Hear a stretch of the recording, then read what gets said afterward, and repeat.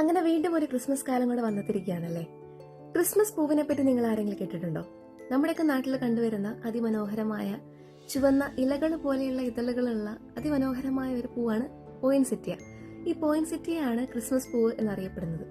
ഈ പോയിൻസെറ്റിയയ്ക്ക് പിന്നിൽ ഒരു മെക്സിക്കൻ ഐതിഹ്യമുണ്ട്. പെപ്പിറ്റ എന്ന് പറയുന്ന ഒരു പെൺകുട്ടി ക്രിസ്മസിന് അന്ന് രാത്രി പള്ളി പോകാൻ നേരത്ത് വളരെ വിഷമിച്ച് കരയുകയാണ്. അന്നേരം അവളുടെ കുഞ്ഞനിയൻ അവളുടെ അടുത്ത് വന്ന് ചോദിച്ചു, ചേച്ചി എന്തിനാ കരയുന്നേ? അന്നേരം അവൾ മറുപടി പറഞ്ഞു, എൻ്റെ കയ്യിൽ കൊടുക്കാൻ ഉണ്ണീശോയ്ക്ക് നല്ല സമ്മാനങ്ങളൊന്നുമില്ല. അന്നേരം അനിയൻ അവളോട് ചോദിക്കുകയാണ്, ചേച്ചിയല്ലേ എന്നോട് പറഞ്ഞത് ഉണ്ണീശോയ്ക്ക് നമ്മുടെ കയ്യിലുള്ളതെല്ലാം പ്രിയപ്പെട്ടതാണെന്ന്, അതുകൊണ്ട് ചേച്ചിക്ക് എന്ത് വേണേലും കൊടുക്കാലോ, പിന്നെ ചേച്ചി എന്തിനാ കരയുന്നേ? അങ്ങനെ അവളുടെ സങ്കടമൊക്കെ മാറ്റി മെല്ലെ പള്ളിയിലേക്ക് നടക്കുകയാണ്.